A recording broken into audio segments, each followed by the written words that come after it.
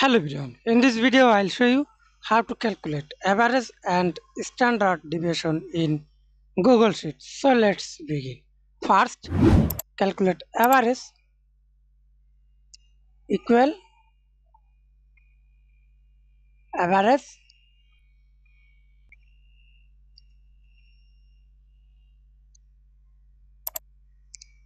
use automatically A2 and A6. Press enter. Double click autofill and see this standard deviation of population graph and STDEV is simply equal this apply the same. And